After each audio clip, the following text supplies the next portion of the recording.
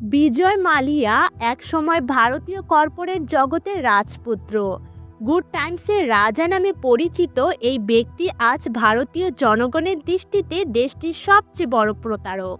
কিভাবে এক ধনী ব্যবসায়ী ৯,০০০ কোটি টাকা ঋণ নিয়ে তা পরিশোধ না করে দেশের আইনের চোখ ফাঁকি দিয়ে পালিয়ে গেলেন, এই পুরো গল্পের পেছনে কি লুকিয়ে আছে?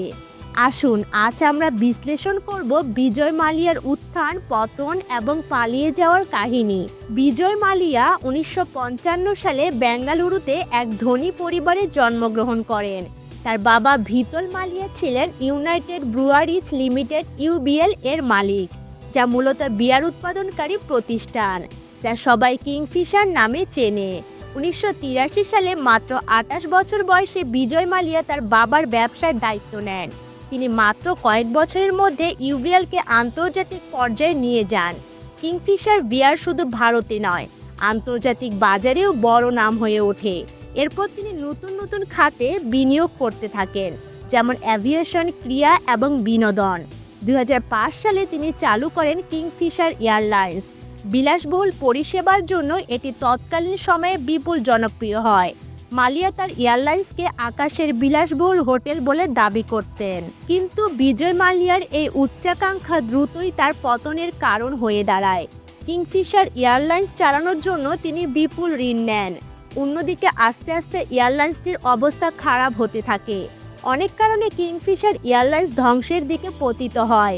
তবে যে তিনটি প্রধান কারণ ছিল সেগুলো হলো: এয়ারলাইন্সের অপারেটিং খরচ ছিল অত্যন্ত বেশি, প্রতিযোগী বিমান সংস্থাগুলোর চেয়ে ভাড়াও বেশি ছিল, আন্তর্জাতিক রুটে অপ্রয়োজনীয় বিনিয়োগ করেছিল।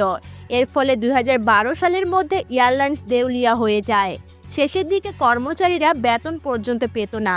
এর ফলে বিমান উড্ডয়ন বন্ধ হয়ে যায়। কিংফিশার এয়ারলাইন্স যখন ক্রমাগত আর্থিক সংকটে পড়ে, বিজয় মালিয়া ভারতের বিভিন্ন ব্যাংক থেকে প্রায় ৯,০০০ কোটি টাকার ঋণ গ্রহণ করেন। তবে এই বিপুল অর্থ এয়ারলাইন্সকে পুনরুদ্ধারের জন্য ব্যবহার না করে মালিয়া এটি নিজের বিলাসবহুল জীবনযাপনে ব্যয় করেন। দামি ইয়ট, ব্যক্তিগত জেট, বিদেশে বিলাসবহুল সম্পত্তি কেনা এবং উচ্চ পর্যায়ের পার্টিতে এই অর্থ উড়িয়ে দেওয়া হয়। তদন্তে জানা যায়, ঋণ পেতে মালিয়া ব্যাংকগুলোর কাছে সম্পদের মিথ্যা তথ্য উপস্থাপন করেন এবং নিজেকে আর্থিকভাবে শক্তিশালী দেখানোর জন্য নানা ধরনের প্রতারণামূলক কৌশল ব্যবহার করেন। সবচেয়ে চাঞ্চল্যকর বিষয় হলো, ঋণের বড় অংশ এয়ারলাইন্সের আর্থিক সংকট সমাধানে ব্যয় না করে অন্য খাতে সরিয়ে নেওয়া হয়। এর ফলে ব্যাংকগুলো বিশাল আর্থিক ক্ষতির মুখে পড়ে, যা ভারতীয় অর্থনৈতিক ব্যবস্থার গভীর প্রভাব ফেলে। ২০১৬ সালের মার্চ মাসে যখন ভারতীয় আদালতে বিজয় মালিয়ার বিরুদ্ধে ঋণ কেলেঙ্কারি এবং প্রতারণার মামলা চলছিল, তিনি চুপিসারে যুক্তরাজ্যে পালিয়ে যান। আদালতে উপস্থিত থাকার নির্দেশ সত্ত্বেও সেই সময় তিনি একটি আন্তর্জাতিক ফ্লাইটে চেপে লন্ডনে পাড়ি জমান। এর কিছুদিন পরে ভারত সরকার তার পাসপোর্ট বাতিল করে। তবে ততক্ষণে তিনি যুক্তরাজ্যে আশ্রয় নিয়েছেন। লন্ডনে পৌঁছানোর পর মালিয়া সেখানকার বিলাসবহুল বাড়িতে থাকতে শুরু করেন এবং ভারতীয় কর্তৃপক্ষের হাত থেকে নিজেকে নিরাপদ রাখতে যুক্তরাজ্যের আইনি ফাঁকফোকর ও দীর্ঘ প্রক্রিয়া কাজে লাগান। আজও তিনি ভারতের আদালত এবং আইন প্রয়োগকারী সংস্থাগুলোর চোখ ফাঁকি দিয়ে সেখানেই বিলাসবহুল জীবনযাপন করছেন। মালিয়ার এই পালিয়ে যাওয়া ভারতীয় আইনি ব্যবস্থার দুর্বলতা এবং সময়মতো কার্যকর পদক্ষেপের অভাবকে চোখে আঙ্গুল দিয়ে দেখিয়ে দেয়। বিজয় মালিয়াকে দেশে ফিরিয়ে আনার জন্য ভারত সরকার বহু পদক্ষেপ গ্রহণ করেছে।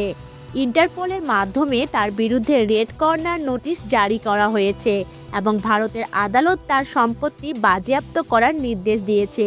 তাছাড়া তার বিরুদ্ধে আর্থিক প্রতারণার মামলাগুলো দ্রুত নিষ্পত্তি করার জন্য বিভিন্ন আইনি পদক্ষেপ নেওয়া হয়েছে। তবে লন্ডনের আইনি ব্যবস্থার জটিলতা এবং মালিয়ার উচ্চ পর্যায়ের প্রভাবশালী সম্পর্ক এই প্রক্রিয়াকে জটিল করে তুলেছে।